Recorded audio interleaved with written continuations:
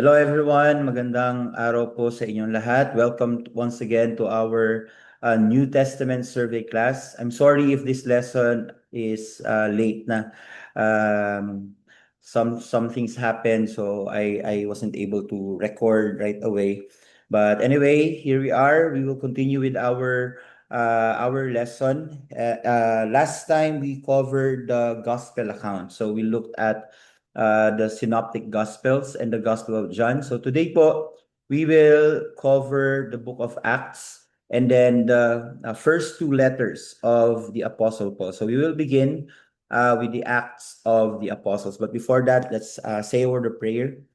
Lord, salamat Panginoon sa araw po na ito. Thank you for giving us an opportunity to once again learn um, the some important details or information about the books of the Bible, specifically sa New Testament. Oh God, we pray that as we listen, as we watch this video, hayaan niyo Lord na tunay po na masalo namin yung mga bagay na dapat po namin matutunan, things that will help us in our ministries, in our pulpit ministry, in our teaching ministry. So God, allow us, Lord, to absorb everything we can so that, Lord, we can also pass it on to others so that we can give glory unto you and we can help the church in which we are part to grow and mature as well. Salamat, Panginoon. Be with us in Jesus' name.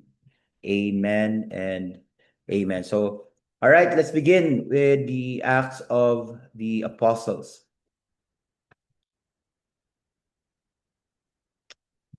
All right, so the life of Jesus is partially recorded in the four canonical Gospels. So we already talked about that, Matthew, Mark, Luke, and John. And the book of Acts captures for us the movement of the Gospel of Jesus Christ from Jerusalem to the ends of the earth. So nakita po natin dun sa unang books na pinag-aralan natin, di ba? We saw the themes and so on, the purposes. Nakikita po natin that the Gospels are really focused on the movement or the ministry of the Lord Jesus Christ. So, in the book of Acts, we will see the transition na po from the ministry of Jesus to the yung continuation of that ministry now through the apostles or the disciples together with the apostle Paul and all the other people who na naging kabilang po doon sa ministry or doon sa simbahan, specifically the early church. The work and words of Jesus are entrusted to faithful disciples who, upon receiving the Holy Spirit, are empowered to preach the news of Christ to the world. You know, in the book of Acts, the person and the work of the Holy Spirit take the center stage. The Holy Spirit is the main character. He's the, you know, of course we see the apostles doing work, but it is really through the influence and the anointing and the power of the Holy Spirit that these apostles and disciples were operating. So makita po natin na kung tutuusin, ang magandang title po sa ano na to, sa book na to is The Acts of the Holy Spirit through the Apostles. Kasi that's really how it was. So, in the beginning part, they were given an instruction to stay where they are and wait for the coming of the Holy Spirit. And when that happened, then when the Holy Spirit descended on them, they got baptized in the Spirit. They started speaking in tongues. And then afterwards, that's when they received the boldness to preach the gospel and continue the ministry that Jesus started. So may kita po natin, no, how the church exploded from merely hundreds of people into to thousands and thousands until it spread to the nearby cities until it reached the end of the world, which is the Roman or which is the Rome, okay, which is Rome during their time. May kita po natin, and as we study the life of the apostle, makita natin that it reached Rome at some time, okay, later on. So may kita natin na it's through the power, through the anointing and the work of the Holy Spirit that these things were accomplished. The book of Acts could be titled The Acts of the Holy Spirit, or the Book of the Spirit, or the first Christian history book ever written. It is the earliest selective account of the expansion of the Christian church after the ascension of Jesus. So at the beginning, it was centered within it was limited within Jerusalem. That's where the ministry of the apostles started. But eventually, as we already know, the work of the Spirit exploded, and the apostles or the disciples were pushed out of Jerusalem, and they started reaching out to the cities nearby. Reading through the book leaves us appreciating the fortitude and resiliency of early believers, as well as appreciating the power of the Spirit who works through the saints for the salvation of sinners. So, if you are a minister and you want to be encouraged, if you are a minister and you are facing some, some difficulties in the ministry na iyo pong pinangungunahan, the book of Acts could serve as a very good encouragement for you, because you will see people there, the apostles, the disciples, who faced even more difficult situations than what we are facing now. The degree of persecution was too much, probably, for modern Christians to handle. But you see, we can also take comfort in the fact that we are not alone in the battles that we are facing as ministers, as servants of God, because uh people from all throughout the history of Christianity, from the time of the apostles and up until our time, everybody experienced the same thing, probably in different degree. But the bottom line is we all experience difficulty as we follow the Lord Jesus Christ, as we serve the Lord Jesus Christ, as we lead and serve in the church. So it's such a book of of great comfort for people like us. So if you are discouraged, if you are being challenged, then go ahead and really soak yourself into reading the book of Acts and allow the Lord to minister to you through this book. It's also a concise history of the advance of the gospel from Jerusalem to the ends through Spirit-empowered disciples. Proclaimed first in Jerusalem, the good news of Jesus then moves into the surrounding regions of Samaria, Galilee, and finally the gospel arrives with Paul in Rome, the end of the known world. So if you are not familiar with it, whenever you read the verse that says to the ends of the earth, okay, the immediate context or the immediate understanding of that statement is Rome. That's the end of the world for them, okay, at that time. But of course, now it's different. When we talk about, when now people say to the ends of the earth, we are literally talking about places that the gospel of the Lord Jesus Christ hasn't reached. So medyo yung immediate context at saka yung expanded context po niya, no, sa panahon natin, it's a little bit different, but it's for your understanding lamang po, para you understand bakit Rome, no, bakit yun, ba't ganun, ba't sinasabi na to the ends of the earth, ang naabot lang naman Rome. So that's the concise explanation of it. It is selective because we know that a complete history could not fit into a mere 28 chapters.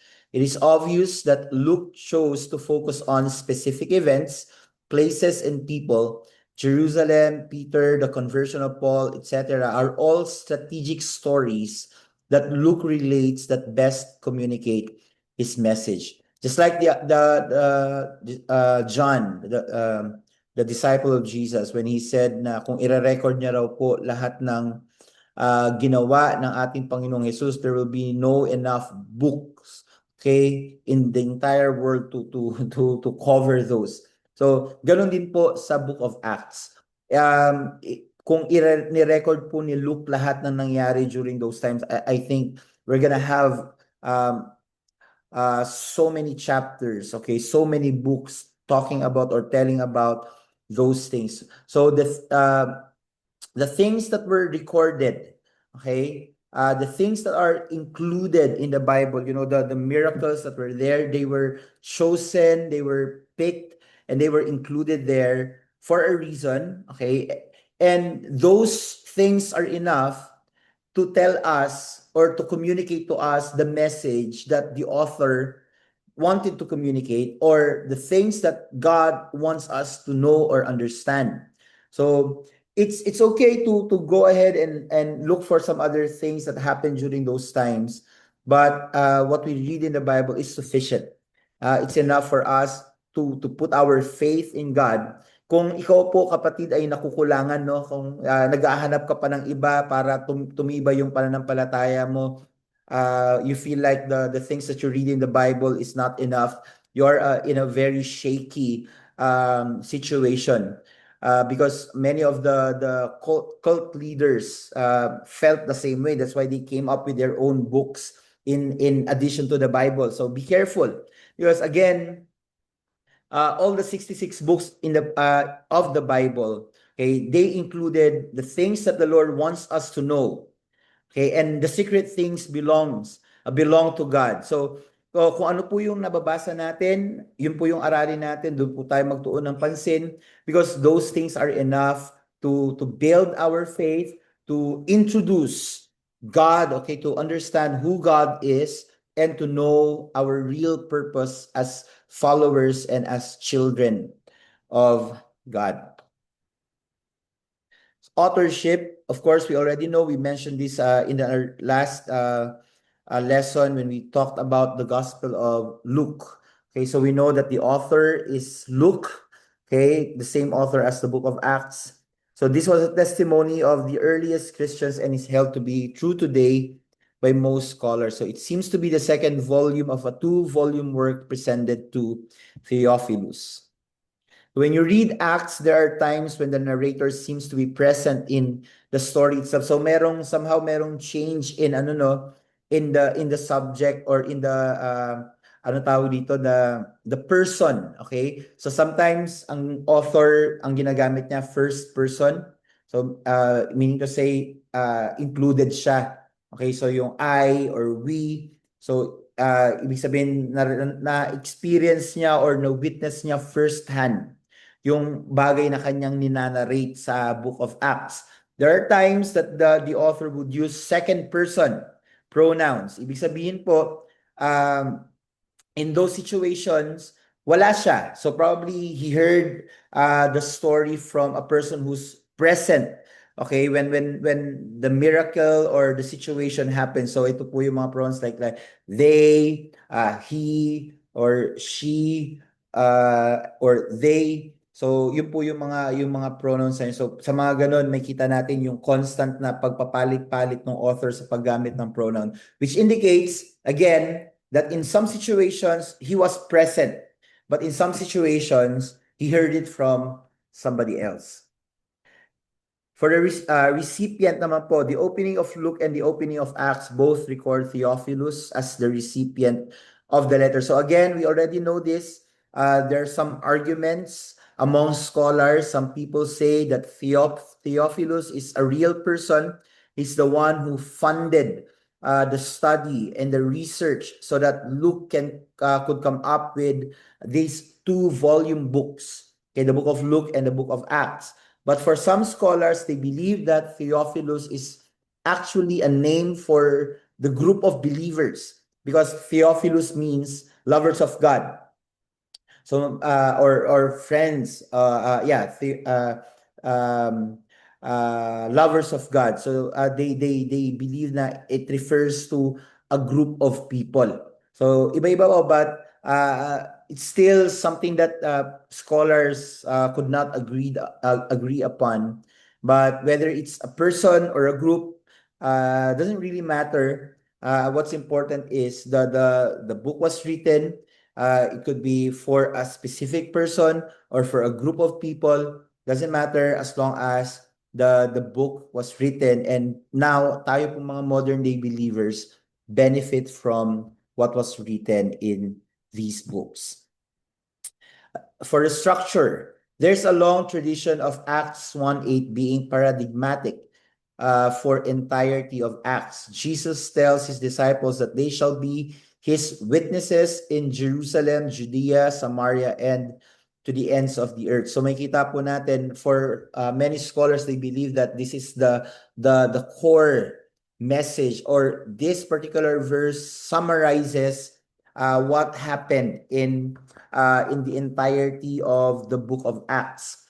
So others have noted that there are basically two primary individuals within the narrative, and the book could be structured around them. So who are these people? Of course, the Apostle Peter and the Apostle Paul. So makita po natin yung unang bahagi po ng book of Acts was it focuses on the Apostle Peter, while the second part of the book of Acts focuses on the ministry of the Apostle Paul. Here's a quick structure of the book of Acts, so you can see how the book of Acts is divided. So you have here different sections. So you go ahead and read it later on. Luke most likely had both volumes in mind as he was writing. So again, when I say both volume or two volume, we are referring to the book of Luke and the book of Acts. Therefore, it is legitimate to allow the two books to come together at various points in our study. So, if you haven't tried it, subukan nyo po na basahin ang Luke at Acts one after another. So pagka nabasa nyo po yung Luke, sunod nyo na po yung Acts. There's a sense of continuity with it. May kita ma-appreciate po natin na parang yung pakiramdam na mas nakikita natin ng buo. Okay? Or tuloy-tuloy yung mga pangyayari when you read those two books one after another.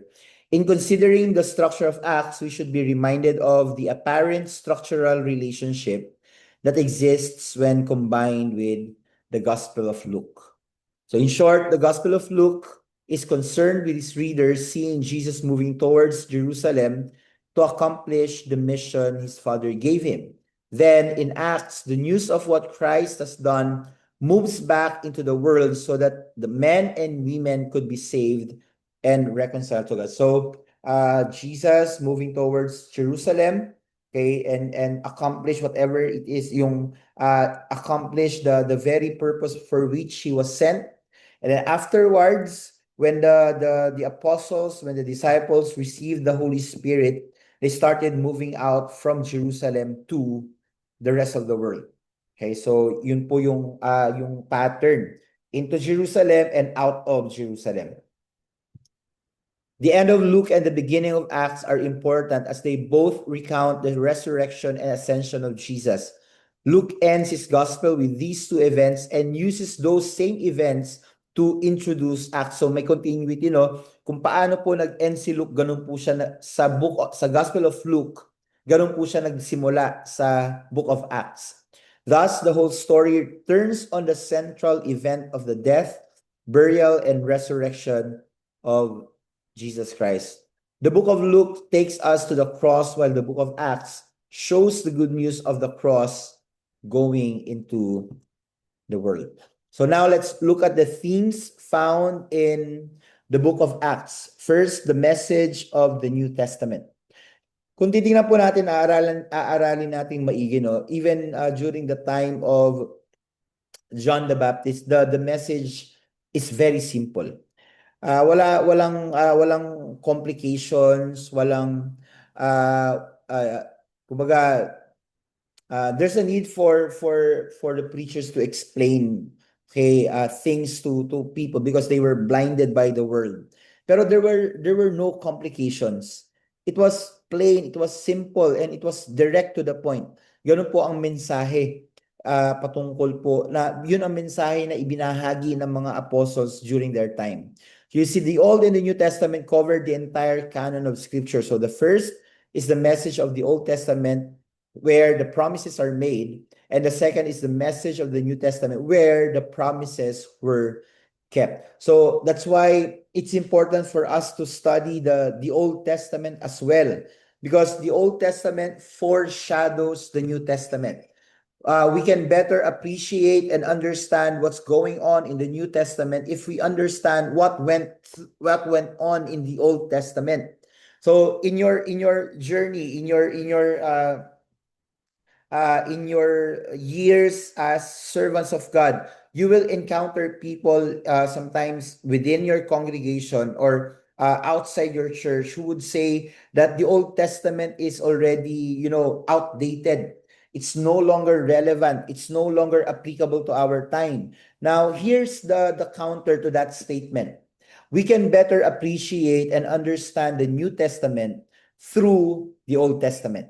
So both are important. If you only focus and if you only read the Old Testament, then may kulang po. Because in the Old Testament, hindi naman po doon nangyari yung fulfillment ng mga promises. Nangyari po yung fulfillment in the New Testament. So if you leave the New Testament and only focuses on the Old Testament, may kulang.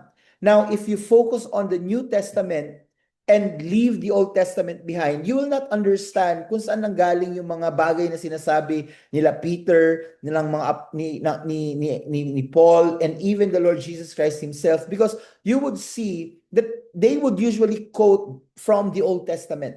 They would quote from the prophets, from the law. So leaving the Old Testament behind makes us blindsided from from how the promises that were being fulfilled in the New Testament, kung paano sila nagsimula, kung paano sila ibinigay. So, ganun din po, kulang. So, we need to look at both of the testaments because they are equally important. Those two titles capture the idea that God has made certain promises or asserted that he will do specific things and faithfully bring those promises to fulfillment. In Acts, God continues to unfold this plan through Jesus' disciples. D.A. Carson and Doug Moore write, the specific mechanism by which the plan of God is announced in the gospel are continued in the book of Acts. So the note of divine necessity, angelic intervention, visions, and the fulfillment of Scripture. Some of the passages in the book of Acts, the theme of suffering is presented as something that must take place. In chapter 9, verses 15 to 16, it is Paul who must suffer. While in 14, 21 to 22, it is Paul who tells other Christians that they must suffer. So another mechanism that Carson and Moo mentioned is that of angelic interventions. These are instances in Acts where an angel appears and plays an important role in the narrative. So it's several situations of may instance kay Peter, right? And then meron ding instance kay Apostle Paul. These interventions are a divine means of making sure the plan of God continues to move forward. Visions also play an important role in announcing the plan of God and its ultimate fulfillment. There are a number of passages in Acts that record the visions of certain individuals. An important vision is found in chapter 10. This passage recounts the vision of both Peter and Cornelius and sets the stage for the Spirit to fall upon the Gentiles. The plan of God for the seed of Abraham to be a blessing to the nation is coming to fruition. As Luke announces the plan of God through these various mechanisms, he notes that the plan is being fulfilled. So the reference to specific Old Testament passages clearly display that God is bringing his word to pass. For example, the outpouring of the Holy Spirit, which was prophesied in the book of Joel. The book of Joel. So makita po natin, no, merong fulfillment na nangyayari. So now the promises made in the Old Testament finds their fulfillment in the New Testament. Next, another theme found in the book of Acts is salvation. Napakaraming instances po na ang mga apostles would preach about salvation, would preach to people and tell them that they need to repent and turn to Jesus. So hindi na po kagulat-gulat kung isa po ito sa mga major themes ng book of Acts. So the gospel presents Jesus as the one who came to save his people from their sins by giving his life as a ransom for many. Since Jesus is the only one who did or could accomplish everything needed to redeem his people, there is no other name given among men by which men and women can be saved. Now, after the ascension, yung tawag dito, yung mission ng ating Panginoong Jesus to become the Savior of the world became siguro much clearer for the followers. Kasi prior to the death of the Lord Jesus Christ, they saw Jesus as somebody who would literally free them from the hands of the Roman Empire. They didn't see Jesus as somebody in the level of God who is capable of forgiving sins. Parang very few people understood that particular side of the Lord Jesus Christ. But when Jesus died and when he resurrected and he ascended, that teaching or that particular thing became made more sense for people. Now they saw Jesus as the Son of God who died to save man from their sins, rather than somebody who was sent to save the nation of Israel from the rulership of the Roman Empire. So nakita po nila yung difference doon po sa dalawang iyon.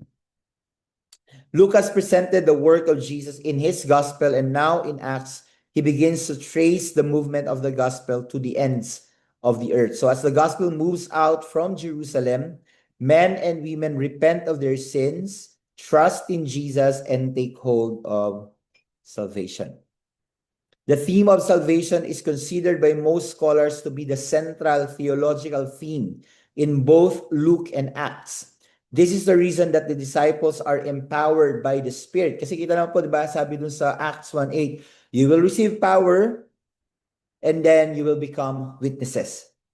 So the power, the purpose of that power is for the disciples to become witnesses. It's not for something else. It's not for anything else. And it's the same for us. You know, we ask the Spirit to empower us. And we have to understand that the empowerment of the Holy Spirit is actually for us to become witnesses. You do not ask the Holy Spirit to empower you and do nothing about it. You know, you ask the Holy Spirit to empower you and just, you know, enjoy that power, doing things that, you know, that does not really meet or fulfill the particular purpose or function of that power. So let it be very clear for all of us that the purpose of empowerment, the reason why the Holy Spirit comes to us and empowers us, is for us to become witnesses. Hindi po yan pang para ipakita lang sa mga tao, wow, I'm empowered by the Holy Spirit. I'm holier than all of you. Hindi po ganoon, mga kapatid, because very obvious in the book of Acts, nakikita po natin, no, malinaw na malinaw, that upon the empowerment of the Holy Spirit, Peter started to have that boldness and he preached to people, and that day alone, 3,000 people were added to their number. And you will see that the apostles, the disciples then would come together regularly. They would break bread together. They would study the word together. They would pray together, and the Holy Spirit would come on them. And what would happen after that? They would go out and preach, and then again, God would add people to their number. So that's the key in making churches grow. Strategies are good. Plans are good. Activities are good. What do you call this? Yung mga programa na ginagawa natin, those are all good. But it's the Holy Spirit who can cause growth sa atin po mga simbahan. Without the empowerment of the Holy Spirit, there will be no growth. Kung wala po si Kristo, wala ang kapangyarihan ng banal na Espiritu sa mga bagay na ating ginagawa, I'm telling you, kahit nagaano po kaganda ang ating mga plano, kahit nagaano po kapanapanabik yung mga bagay na ilatag natin for our people if the anointing of the Spirit is absent, then there will be no growth. So if you want to grow your church, then do what the early church did. They allowed the Spirit to minister to them. They came together, they studied the Word of God, they prayed together, they broke bread together, and the Lord, remember, listen to this, the Lord added to their number daily those who are being saved. So it was the Lord who added to their number. And those people who were added to them are the ones who were being saved. And they were being saved because the apostles were fulfilling their function or their roles as witnesses. And how did they become witnesses? It is through the empowerment of the Holy Spirit. So you get empowered, you become a witness, and then when you preach the word, people are getting saved, and that's how the Lord adds to our number. Ang simple lamang po ng simbahan. Doing church is very simple. Tayo lamang po ang nagbibigay ng complications sa in doing church. Doing church is supposed to be simple. It only becomes complicated when we make it complicated. Where does it begin? It begins with the empowerment of the Holy Spirit. And then we do our role as witnesses and pray that through our witness, people will get saved. And the Lord himself, as we fulfill our roles, he will be the one to add in our number those who are being saved. So as they witness to the death, burial, and especially the resurrection of Jesus, the disciples call for repentance and belief. And this is the response that should follow the preaching of the gospel. So notice some key passages in Acts that display this theme within the book of Acts. So may tingnan nyo na lamang po. I encourage you to read all those verses. Actually, you can pause this video and read through that para mas ma-appreciate po natin itong ating pinag-uusapan.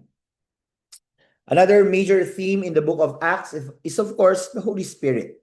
The Holy Spirit is named 41 times within the book itself, not counting the references of just the Spirit. So from the outpouring of the Spirit at Pentecost to empowering Paul for ministry, the early church was a Spirit-empowered church. And I pray that all our churches will become Spirit-empowered churches. So there are so many churches now in our days, but they are not all Spirit-empowered. So parang, alam nyo, we declare that Jesus is alive, pero the church is dead inside. Imagine that. When the Spirit is operating so powerfully in our midst, so you can really feel, you can really sense that there is life in the church. Yun yung nakakalungkot po sa maraming simbahan because you can really see that, they are worshiping and serving the God who is the living God, and yet they are very dead inside. So we must allow the Spirit to really move and minister to us and empower us, because that's the only way we can do church and grow as a church. Pentecost and the coming of the Holy Spirit. The first thing to notice is the coming of the Spirit at Pentecost. So in Acts 2, there's a watershed moment in the history of Christianity. God has always been with his people, and in the Old Testament, he was with Adam and Eve in the garden. After he chose Israel, he was with them in the tabernacle. In the New Testament, he was with his people in the person of Jesus, and now Jesus has sent the Spirit to take up residence within us. God is with us and in us. While he resides within his people, he empowers them for ministry. Now, let me just clarify this. We are not teaching dispensationalism here. We are not saying that the Father was the only one active in the Old Testament and then Jesus was the one active in the Gospels. And then now we have the Holy Spirit from the time of the apostles up to our time. It's the Holy Spirit who is actively working. We are not teaching that. Okay. We do not believe in that. We believe that the three persons of the Trinity, they were all actively working in all dispensation, in all period of the history of humanity. They were present during the creation.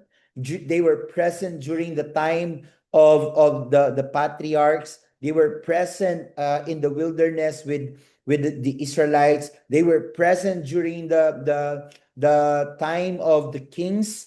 All right. And we also believe that they were present during the time of captivity. They were present, not only Jesus, but the three were present during in the New Testament era, during the time of the apostles, and even during our time. We believe that the three persons of the Trinity were actively working together, present in every every season, every part of our history as children of God. Lagi pong magkakasama ang tatlong ito. So hindi natin pwedeng sabi, si God the Father lang yung nasa New Testament, nasa Old Testament. No, it's not like that. The Trinity, they are all present, okay, in every part of history. So while he resides within his people, he empowers them for ministry. So again, we do not rely. That's why Zechariah said, not by power, not by might nor by power, but only by the Spirit of God. If you're doing ministry out of your own strength, then there's no question why you are experiencing burnout. You'll only experience burnout if you are operating or you are living, okay, through your own power. Because that's very draining, mga kapatid. So you will never feel burnout. I'm not telling that you will not get tired, because doing ministry is very tiring. And it's supposed to be like that, But I'm saying is that what I'm saying is that you will not burn out because you are not using your own power to do ministry. You are tapping on the power that was made available for us. The Bible even tells us that the same power that resurrected Jesus from the dead is the same power that is available for us. So imagine that. That's such great power. And if we are tapping on that power and using that power in our ministries, imagine what difference that could make in our lives. Imagine, more believers, more and more servants of God are not complaining about getting burnt out. No, because they were using their own strength, their own power in doing ministry. Using your own strength, using your own power will only take you so far. But if you want to stay long in the ministry, you want to accomplish more for the Lord, then you need to operate through the power of the Holy Spirit. So forgive me if I'm sounding preachy right now. I'm just really passionate about this thing, because many of us, let's admit it, or probably you see it in your lead pastors. They are operating out of their own strength, out of their own knowledge, out of their own experience. It's not supposed to be like that. It's not supposed to be like that. Even the Lord Jesus Christ, whenever before he did ministry, before he healed the sick or cast out demons, what would he do? He would spend time in the presence of the Father. He's allowing himself to be filled. He's allowing himself to overflow. And that's a kind of pattern or model that we must follow. Okay? So tayo po, I understand that many of you here are not lead pastors yet. Okay? And your time will come. So as early as now, let's already make it our practice. Let's make it a habit to always tap on the power of the Spirit, to always rely on the anointing and the empowerment of the Holy Spirit as we do the work of the ministry. In Acts 1:48, Jesus tells the disciples to remain in Jerusalem until the Holy Spirit would come upon them. So as we move into Acts 2, the promise that Jesus makes concerning sending the Holy Spirit becomes a reality. And you know the story. You know what happened in Acts 2. And if you don't, hey, bakit po? Ba't di natin alam? So I think we're supposed to know that by now. So I encourage you to go ahead and read Acts 2 and see what happened when the Holy Spirit finally descended on the disciples.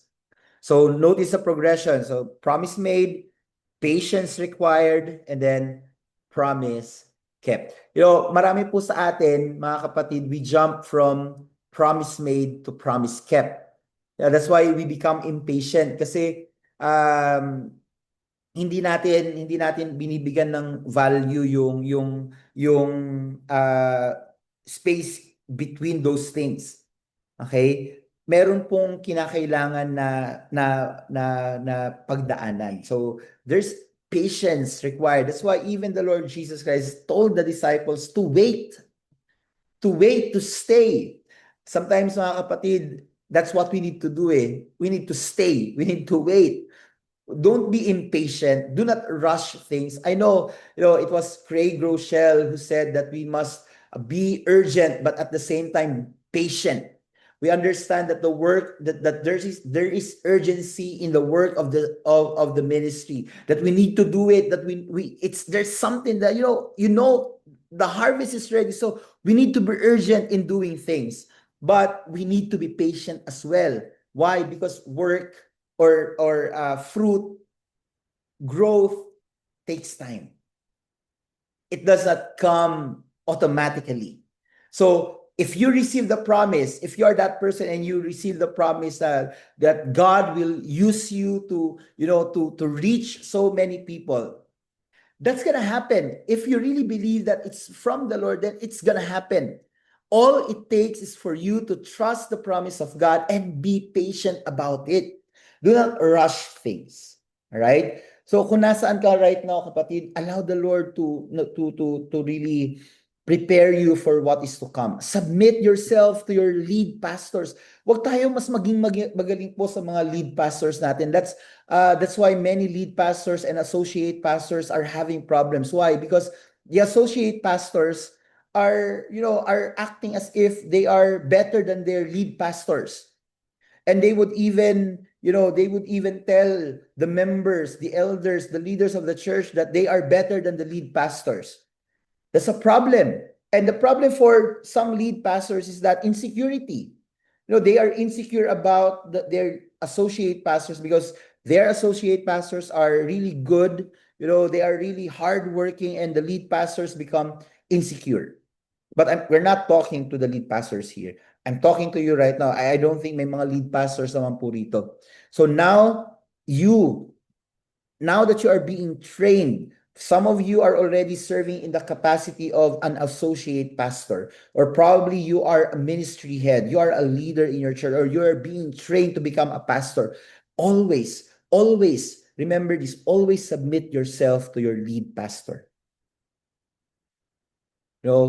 Always remember that your lead pastor is called by God, he's anointed by God, and it is your role to submit yourself to the leadership of your lead pastor and be an example to other leaders, to your fellow believers inside the church, to also submit to your lead pastor. Huwag po tayong mag-cause ng division sa atin pong simbahan. The first one who tried that, he was thrown into hell. Si Lucifer, diba? He wanted to place himself in the same level or even higher than our God. So what happened was he led a number of angels into rebellion against God, and they were thrown into hell. So do not allow pride and yung inyo pong yung inyong desire to immediately fulfill your dream to become the leader or the lead pastor of your church become the reason for your fall. Pride comes before fall, so be careful with that. So believers were now filled with the Holy Spirit. So this phrase occurs 5 times in Acts and 3 times in the Gospel of Luke. What I like about this is that the book of Acts would tell us that the believers were filled with the Holy Spirit. But there are also many instances in the book that tells us that the believers were constantly being filled with the Spirit. And it's the same thing that the Apostle Paul echoed in the book of Ephesians. Ano po ang sinabi doon? The Apostle Paul commanded the believers to be filled with the Spirit. So being filled with the Spirit is not a one-time, big-time event. It is something that we must regularly experience. It's something that does not only happen on a Sunday or during a conference, during LNS or during camps. It is something that we must experience daily. It's something that we must that must regularly happen sa bawat believer po. All right? So it says that this thing being filled with the Spirit occurs nowhere else in the Bible. Self-empowered disciples. So when the Spirit of God comes upon people in Acts, one result is that people become powerful preachers. The believers are empowered by the Holy Spirit to bear witness to the good news of Jesus Christ. Men like Stephen, Peter, and even Paul is empowered to herald or declare the message of the gospel in spite of difficult circumstances. This is an important theme of Acts, as speeches or sermons make up about a third of the total text of Acts. So if you remember, towards the end of Jesus' earthly ministry, Peter had denied Jesus 3 times. So makita niyo po no, the growth and the difference that the infilling of the Spirit made in the life of Peter. From a betrayer, from a coward, he became a bold preacher of the word of God. So imagine, no, we are all like Peter. Let's admit it. We were nothing before we came to know the Lord. And we are now functioning in the way, in whatever area we are in, only because of the grace of God, and only because the Spirit has given us empowerment. If you take away the empowerment of the Spirit, we are really nothing. So, and it's really the grace of God that we are able to accomplish these things for the glory of God. And look at Peter. No, imagine what the Spirit can do to you and in your ministry.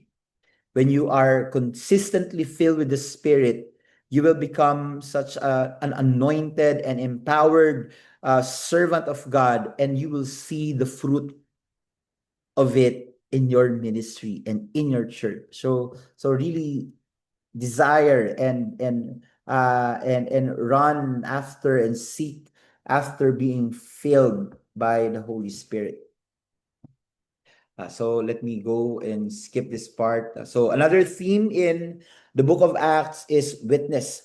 The term itself is important. This term simply meant that the disciples were to be those who testified to what they had seen and heard. If it is where the English term martyr comes from.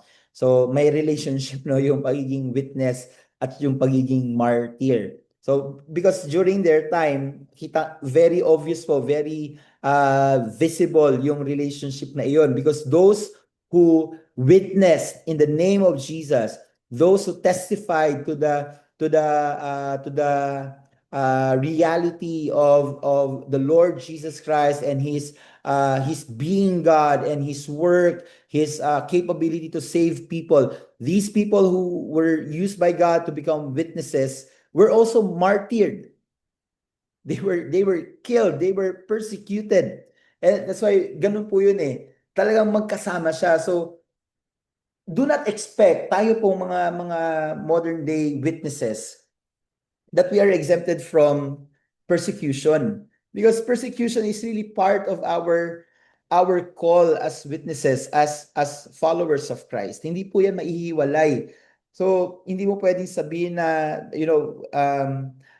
akala natin sa simula, no, na parang ang dali-dali lang pong maging tagasunod ni Kristo.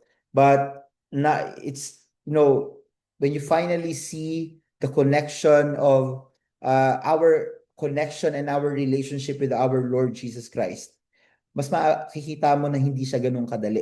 Why? Because you will really experience, just like our Lord Jesus Christ, He was persecuted.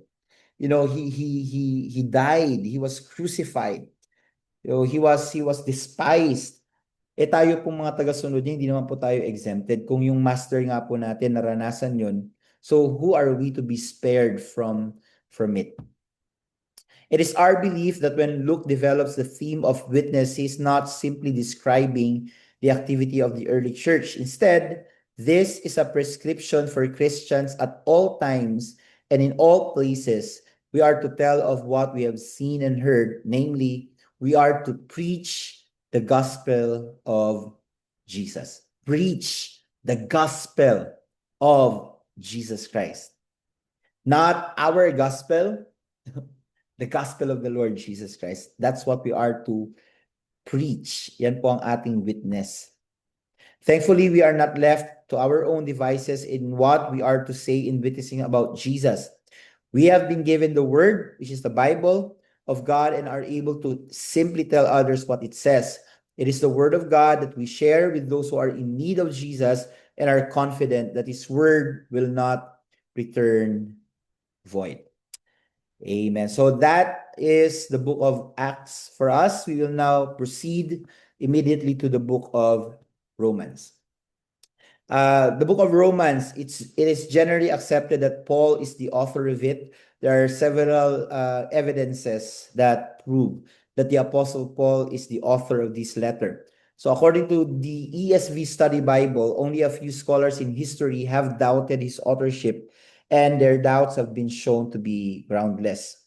Paul, who first met as Saul, is heading to Jerusalem with a financial gift that has been gathered from Gentile Christian churches in other regions. After delivering his gift to the Jerusalem church, Paul plans to move from Jerusalem to Rome. And then from Rome, Paul desires to travel to Spain in order to continue his ministry of engaging those who have never heard the gospel.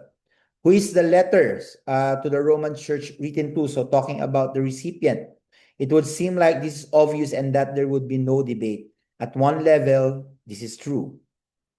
Romans is written to all those in Rome who are loved by God and called to be saints. So very obvious po that the letter the Apostle Paul wrote to the believers in Rome. It's very clear. It's there. So yet the issue are more complex than this. Since the audience Paul has in mind will shed light on his purposes and themes, we need to survey the debate. So tingnan po natin. There are at least 3 possible options to the questions of audience. It could be entirely or mainly Jewish Christians.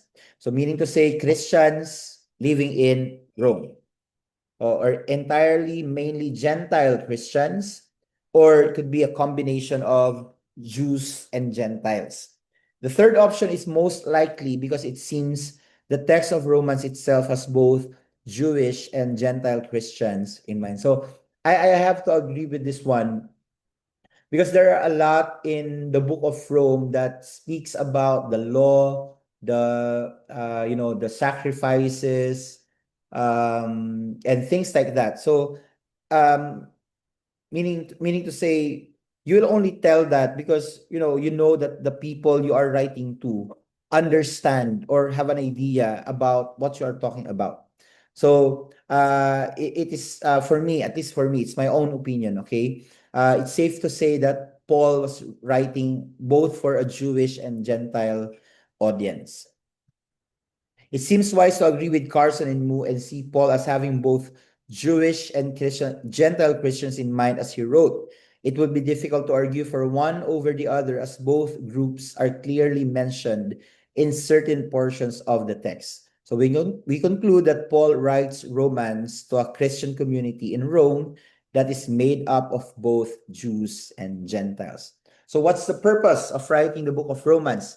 It says here, it is helpful to stop at this point in our study and ask why Paul wrote this letter to the Roman church. So napakaganda pong tanong yan, no? Because by answering this question, we will somehow get a hold of the entire idea behind the letter.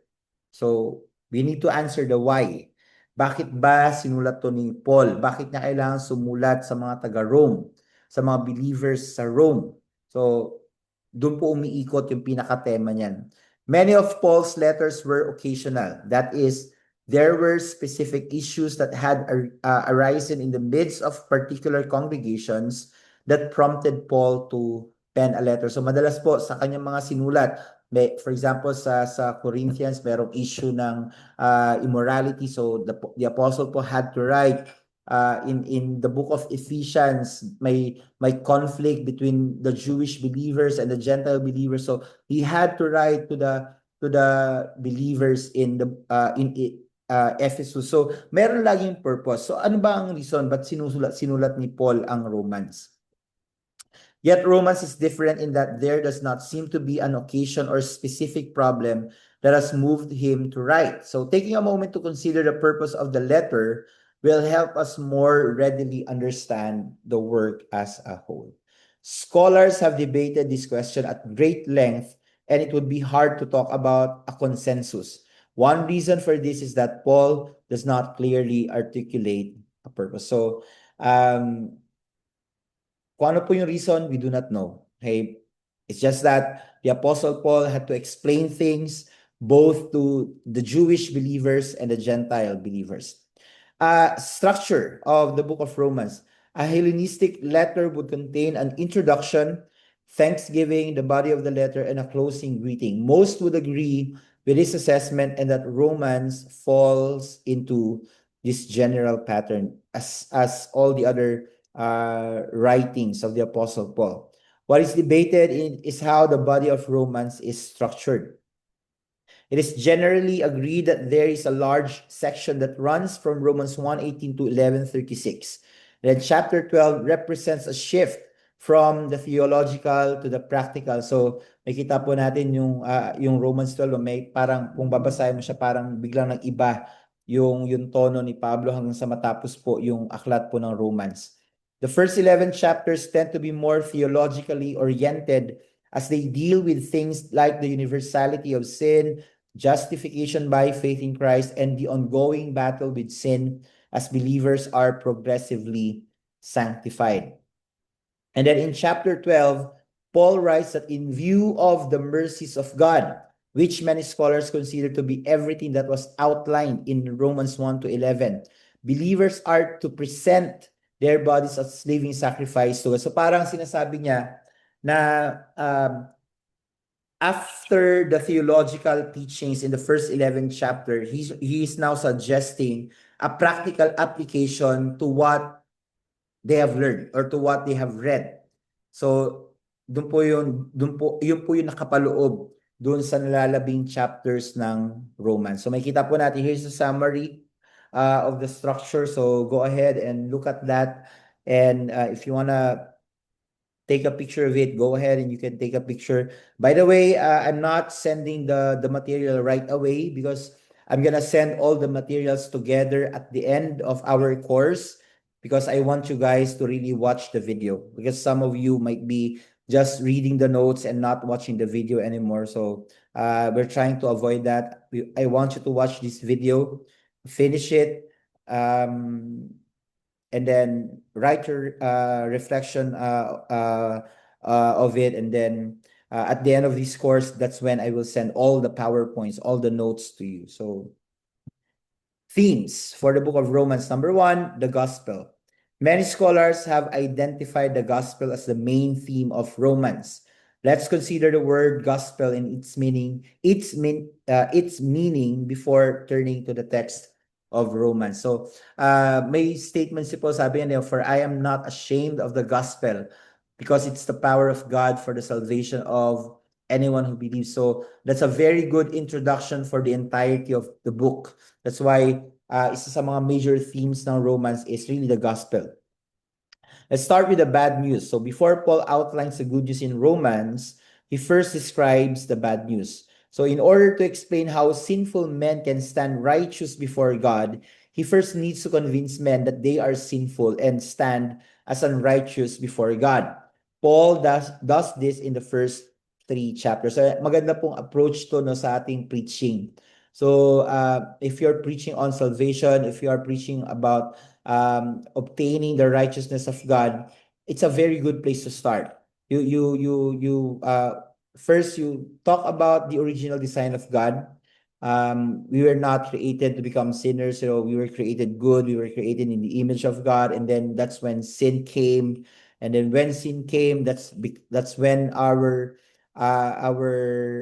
nature started to shift. We started to possess that sinful nature. And then that's when you talk about how sinful men are, and then towards the end, talk about the solution, because that's exactly what the Apostle Paul did.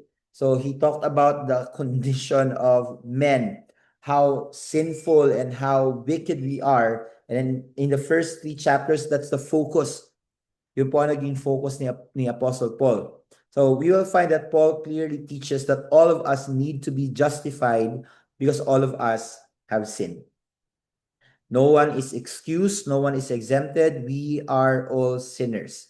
Stating the bad news first grabs the attention of the audience, creates a need for them to listen carefully, and makes the good news all the sweeter when it follows. In the first 3 chapters of Romans, Paul lays the whole world prostrate before God by showing them their sin. He articulates clearly the bad news that we have all sinned, that none is righteous and no one does good. Instead, every mouth is closed and we are all accountable to God. Paul relates the bad news and leaves us with no option but to fall on our faces and cry out to God. Now, the good news. Why do we say the gospel is the overarching theme of Romans? We have seen that Paul describes the dire situation that mankind is in because of sin, but what passages lead us to identify the gospel to be the overarching theme? So here it is. If there's a theme verse or verses for Romans, it has traditionally been understood to be Romans 1:16-17. Anong sinasabi doon? Go ahead and read that, okay? Before Paul launches into the bad news, he first states that he is eager to preach the gospel, and then he said he is not ashamed of the gospel, for it is the power of God for salvation to everyone who believes, first to the Jews and then to the Greeks. So makita po natin na yun yung kumbaga, with that statement, the Apostle Paul summarized the entire book. That's the point of the book. That's the point that the Apostle Paul was trying to communicate, or was trying to drive in this letter. Okay, the gospel and its power to save the sinners.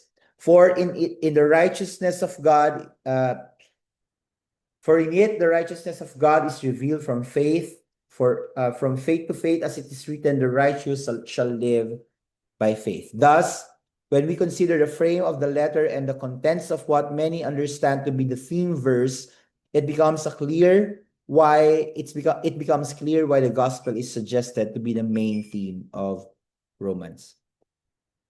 Next, the gospel of justification by faith. This topic is one of the most debated, one of the most discussed and argued topic, okay, in Christianity.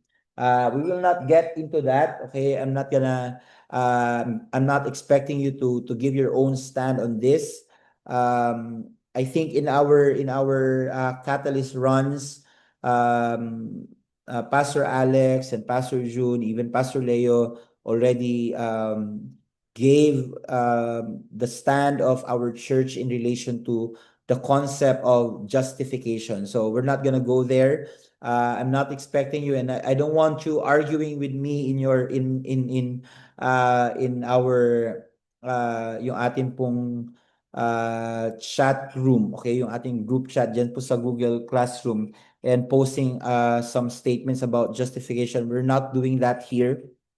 Okay, we just have to talk about it because this is one of the themes, or the major themes of the book of Romans. There's a long history of claiming that justification by faith is the central theme to the book of Romans. This was the belief of Martin Luther and John Calvin. Calvin claims that justification by faith is the main subject to the whole epistle. Justification is the word that most theologians use to sum up the letter of Paul to the Romans. Though Douglas Moo does not agree, he nevertheless states a good case can be made. for justification by faith to be the main theme of Romans. So is the gospel the main theme, or is it justification by faith? It seems that understanding the gospel as the broader theme and thus encompassing justification by faith is the best way forward. So, as sinasabi po rito, the major theme should be the gospel. Okay, the underlying theme, there are so many underlying themes, and one of those is justification by faith. And that's critical to the book of Romans. So, but it does not seem to be broad enough to capture everything that Paul says in Romans. Nevertheless, it is a critical component of the gospel, and we need to understand this theme that is clearly part of Paul's letter to the Roman church. It will be helpful to have a good understanding of what we mean by the word justification. Justification is an instantaneous legal act of God in which He thinks of our sins as forgiven and Christ's righteousness as belonging to us and declares us to be righteous in His sight, according to Wayne Grudem. In theology, that means to be justified is to be declared right before God. So how can we be declared right before God? The answer is that we need to be justified. We need God to legally declare us righteous in His sight. We need God to consider the righteousness of Jesus as belonging to us and our sins belonging to Jesus so that our sins can be forgiven. And all of this happens when we exercise faith in Jesus. I'm not gonna go through the details of this. I don't want this lesson to get messy. So, again, we are just going through the themes of the book of Romans. We're not going into the details anymore. So, take it as it is. If you want more clarification, you want more explanation, we can do that some other time. But for now, we're just gonna go through the themes of the book of Romans. The third theme here, Jews, Gentiles, and the people of God. So it's the relationship between the Jews and the Gentiles and how they become the people of God.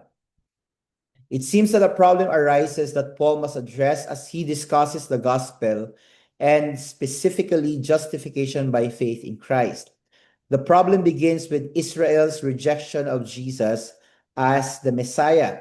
If we can be justified only by faith in Christ and Israel has rejected Christ, then it seems that Israel will be rejected. Yet God promised Israel blessing and inheritance through Abraham. So yung covenant po ni God kay Abraham, it stands, okay?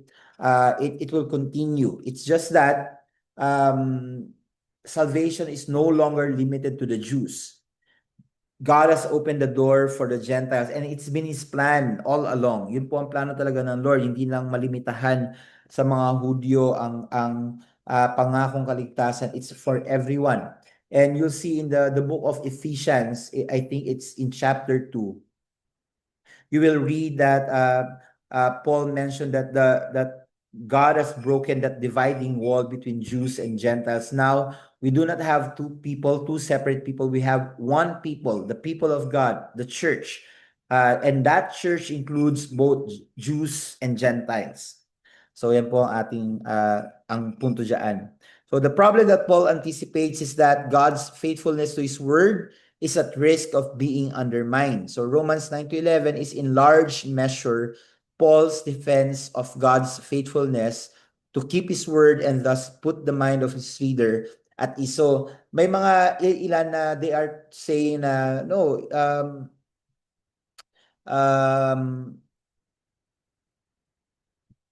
because of the things that the Jews did, they were already disqualified from receiving the promise of God. But again, as I said, the covenant God made with Abraham stands. It continues. So that's why Paul was trying to explain in his letter that the Gentiles were engrafted. Okay, yung pinanggalingan nito is really the Jews. It's just we are indebted to the Jews, and of course sa grace ng Panginoon na now we are included in that family, we are included in that community, in that people. So the Jews cannot boast to the Gentiles Hindi sila pwede magbuo sa kanilang statue, sa kanilang kinalalagyan. They cannot do that. And in the same way, the Gentiles cannot boast of their condition or situation. Hindi na pwede sabihin na sabihin sa mga Hudyo na mali sila or whatever it is, they are no longer part of the people of God because obviously they are still part of the people of God. The unbelief of Israel, the chosen people, and their consequent separation from Christ seem to call God's word into question and thus to jeopardize not only the privileged place of Israel, but also the Christian hope as well. Therefore, in Paul's view, the theme of Romans 9 to 11 assumes that Romans 9 verse 6 is the main point of which Romans 9 to 11 was written to prove in view of Israel's unbelief and rejection, saying that God's word has not fallen. What is at stake ultimately in these chapters is not the fate of Israel. Ultimately, God's own trustworthiness is at stake. And if God's word of promise cannot be trusted to stand forever, then all our faith is in vain. Again, babalikan lamang po natin yung covenant that God made with Abraham. So, kung hindi na po included ang mga Hudyo doon sa tinatawag po na people of God, then it seems na it tells na the word of God did not really stand. And as it says here, then our faith is in vain. So, I'm gonna skip through this. So you already know this one, okay? So where the people of God, when we understand that Paul brings Jew and Gentile together under the banner of God's salvific purposes, we lay a foundation for understanding the people of God as transcending cultural and ethnic boundaries. So there are no two groups of people. There's this one group. There's this one people, the people of God. That is the church. So tayo po yan, mga kapatid. We are included, all included in the people of God. So the fourth theme in the book of Romans is the gospel and the Christian life. Earlier in studying the structure of Romans, we said that Paul moves from theology to practice. So we are now in chapters 12 to 16. So yung theological part ng Rome, tapos na po yun na-discuss na natin. Okay, now we are in the second part, which is the practical side. So the theology contained in the first 11 chapters should lead to a renewed mind and transformed life, as it is obviously stated in the first lines of chapter 12 that starts with the word therefore. So this is the conclusion of the matter, right? So after 11 chapters of explaining theological ideas, now it's like Paul was saying, let's put this in practice. So how can we apply these things? So yun po ang kanyang sinasabi. So the indicative of who we are in Christ. So indicative pertaining to he's stating the reality. He's stating the truth about our identity. So yun po yung tinukoy niya sa unang 11 chapters. So now it is followed by the imperative. So ito yung mga katotohanan, ito yung sitwasyon natin, ito yung identity natin, ito yung ating pinanggalingan, ito yung ating pupuntahan, ito yung dahilan ng mga bagay-bagay. All of those things were discussed in the first 11 chapters. Now, he's telling the people of God, he's telling both the Jews and the Gentiles, ito na yung kailangan yung gawin. So he's now giving commands, imperatives. Is how you should apply these things. Now that you know that you are a people of God, these are the things that you must do. Now that you know that you are sinners and Jesus died for you and he paid the huge price for you to be saved, and these are the things that you need to do. And generally, he's saying that we must offer our bodies as living sacrifices, holy and pleasing to God, as we can read from the first two verses of chapter 12. So to put it simply, once you grasp the theology of Romans 1 to 11, then Romans 12 to 16 should characterize your life. But that's it for the book of Romans. We will now proceed to the book of Corinthians. So First and Second Corinthians. We will end with this. This will be the last part of this lecture. In our next lecture, we will talk about the rest of the Pauline epistles. Ibig sabihin po yung mga letters na sinulat po ni Apostle Paul. And in the last part, we will talk about the general epistles. So the letters written by Peter, by John, and so on, and including the book of Revelation. So the Corinthian Christians did not have the best reputation, and these letters are written to address the profound problems in Corinth. Paul had much to say in terms of correction.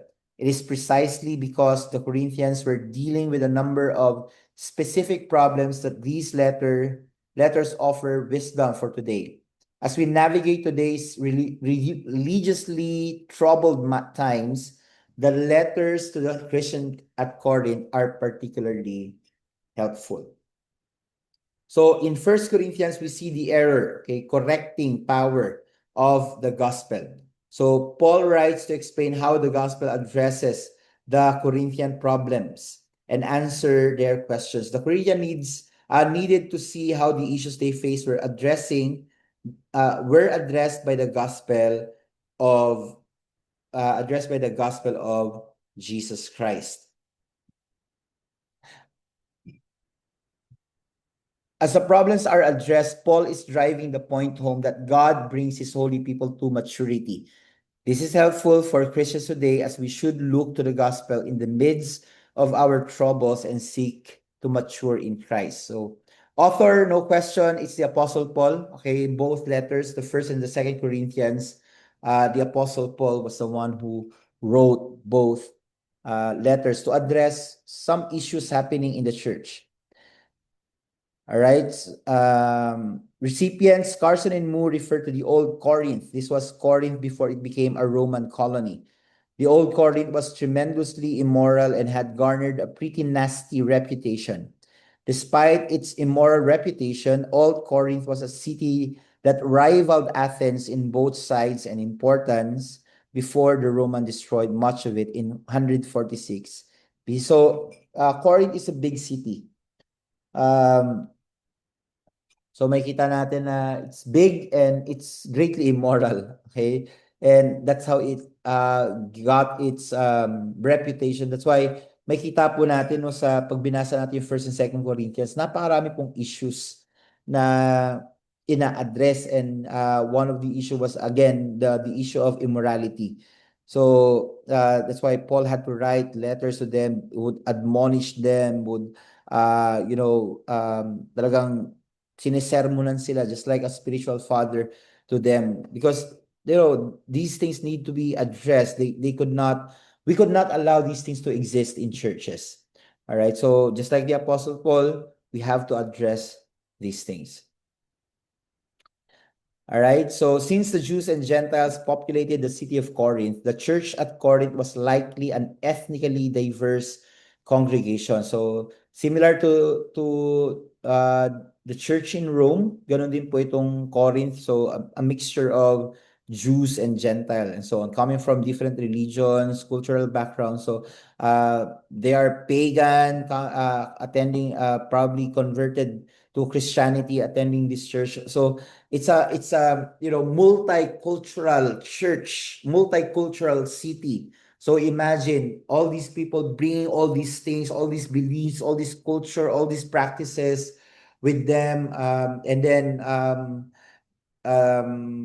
applying those things or bringing those things inside the church. It's really masakit po sa ulo. Ang hirap po sigurong maging pastor ng simbahang ito, because of the all those things, all those issues that were happening there.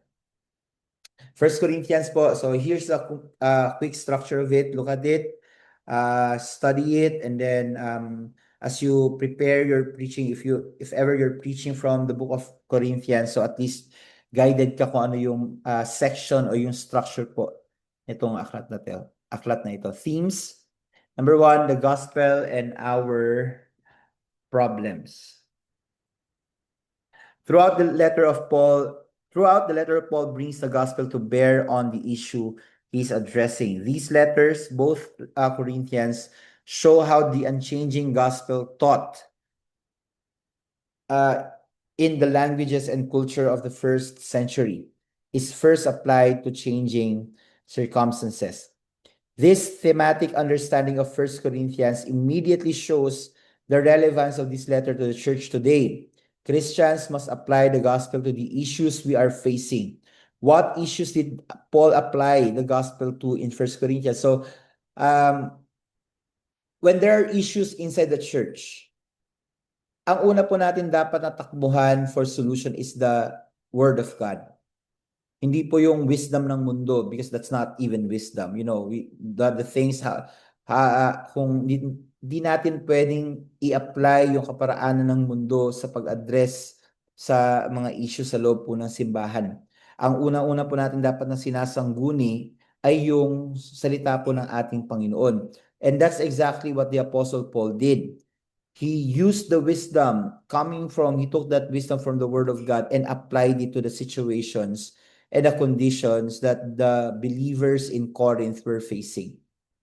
So, factionalism. So, the first issue Paul addressed is the divisions present within the church. So, they were bragging over which leader. So, ako, itong sinusunod ko kay Peter, ako kay Paul, ako kay Silas, ako kay dito, ako kay... So, hati-hati. So, the Apostle Paul had to address that. So instead, he simply preached the gospel and not with eloquent wisdom. In the gospel, far from presenting one wise, God has destroyed the wisdom of the world throughout the gospel, and wise are put to shame. So, isa po sa mga in-address niya yung factionalism. Another thing is sexual immorality. So, you'll see in chapter 5, andun po yung bagay na to. He really had to write about it. So, he had to remind the believers in Corinth to not use their body as for sin. Instead, they need to glorify God through their bodies. All right, so those are the two major things that Paul addressed. They're yung division, okay, in the church, and sexual immorality. Number 2 is immaturity to Christian maturity. Paul is specifically concerned with building up or edifying the body. He wants sin to be dealt with so that their growth will not be hindered and the gospel will not fall into disrepute. This theme becomes more prominent as the letter develops. So in chapters 8 to 9, Paul's concerns for building up the church is evident. He has a deep desire to see the church growing into maturity. Specifically, we see this concern in chapter 9, verses 12 to 13, as Paul would give up meat in order to love his brother. Again, in 9 to 12 and 9:19, 9:12 and 9:19, Paul is explicit about surrendering his rights for the benefit of others. For the sake of God's glory, Paul is radically others focused. And this is something that I pray, okay, I could really apply consistently as a pastor, and also sa atin pong lahat, this must be something that we must do. Opinion ko lang po ito ha, and I think somehow consistent naman po ito sa sinasabi ng Biblia. When we become pastors, when we become servants of God, when we become leaders of our church, we are practically giving up our rights. Ibig sabihin po, inuuna natin ang kapakanan ng ibang tao bago yung atin. There are things that we do, feeling natin, karapatan ko naman to eh. May right naman akong gawin ang bagay na ito. Pero you need to always think about other people. Diba? Isipin mo ano ang kanilang sasabihin. It's not like, hindi ko sinasabi na nakadepende tayo sa opinion ng ibang tao. Ang punto ko is that we will not do anything to cause other people to stumble. So, for example lang po ito bawa ikaw yung leader na ang lakas ng mo na feeling mo para sa iyo okay lang uminom, okay lang mag-wine. For example, okay lang uminom, wag ka lang magpakalasing. And yan yung opinion ng ibang tao, yan yung opinion ng ibang leader. Meron kang miyembro sa simbahan mo na yun yung naging struggle. And up to this point talagang sobra yung battle niya against it. And then imagine this. Out of nowhere, out during the course of conversation na sabi mo o na-mention mo, or tinanong ka ng taong to, Pastor, ano po ba ang take mo? Or leader, or ate, kuya, ano bang take mo sa pag-iinom? And sinabi mo, okay lang naman uminom. Yun yung conviction ko, okay lang naman uminom. Then, nakita mo na, at yung tao na to na nagsa-struggle pa nga doon, makakuha siya ng, okay lang naman pala, so I would do this. Or if other people hear that, and yung mga tao na yun, they have a strong feeling against it, they might feel stumbled. Bakit yung leader natin dito sa church, sinasabi niya na okay lang uminom? Right? Again, we always need to think about other people. Bilang leader, bilang pastor, meron kang mga karapatan, meron kang mga gustong gawin, pero you always need to consider, you always need to think about what other people would feel, kung paano makakaapekto sa kanila ang yung mga ginagawa. Paano makakaapekto sa kanilang pananampalataya yung iyong ginagawa. So we no longer live for ourselves. We live for others. So dapat lagi po tayo maging others focused. So as we seek to build up the church, our hope is that God's holy people will move into deeper depths of Christian maturity. The problems at Corinth are problems stemming from immaturity. So when the Corinthians are involved in factionalism, they are living as immature believers at best and pagans at worst. So those who are inciting division inside the church, they are immature believers. Technically, yan po ang sinasabi dyan. So if you are doing that, you are immature. You need to mature in Christ. You need to be more matured. Okay? So ask the Holy Spirit, unang-una, repent of that sin, repent of causing division, repent of saying negative things towards your lead pastors or fellow leaders. Repent of those sins. Do not promote factionalism. Do not promote division in the church. Do not be immature that way. Parang awa nyo na po. All right? Do not cause anything that would harm the body of Christ. So, submit to the leadership of the Spirit and allow the Spirit to mature you and make you to become a better and more matured believer. All right? Another one, theme for 1 Corinthians, the resurrection. So finally, Paul concerns for the resurrection must be mentioned. So a mature understanding of the gospel will mean that believers have a right understanding of the resurrection. It seems that some in Corinth may have denied this point of doctrine. Paul's words are stinging rebuttal of such a notion. If the resurrection is not a reality, then there is no hope because we are still in our sins. Paul uses logic to show the necessity of resurrection. So if the resurrection were not true, then Christ had not been raised. And if he was not raised, he was not the savior the Corinthians needed. So Paul reminds his readers that an essential element of the gospel is the resurrection. So if Jesus did not resurrect, then our faith is in vain, useless. Okay, we have believed in someone that could not even raise himself or fulfill his words. But thank God it's not the case. Thank God Jesus resurrected. Okay, Jesus is alive, and that makes our faith founded or established on solid ground. So, ang ating pong pananampalataya ay merong lehitimo na basihan. Hindi po ito isang bagay na natulad ng mga ibang paniniwala na base lamang po sa sinasabi ng tao, sa opinyon ng tao, sa buhay ng isang tao. Tayo po, nakadepende po tayo sa kapangyarihan, sa katotohanan ng isang buhay na Diyos na siyang muling nabuhay para patunayan po na tunay nga po na siya ay Diyos at siya po ay buhay. The future hope of the believer is the resurrection of the body. Jesus became the first fruit. Ibig sabihin siya po yung una, siya yung unang halimbawa nung sinatawag po natin na resurrection body. In his resurrection and at his return, those who belong to him will also be raised. The resurrection is at the core of what the apostles and early Christians proclaimed. It is no less central to our lives as Christians today. Second Corinthians, so context po, Paul had planted the church in Corinth during his second missionary journey. A good number of Corinthians were baptized as the church began to grow during Paul's 18 month stay. Haba po, no? After Paul departed from Corinth, he received news from those in Chloe's house that problems persisted in Corinth.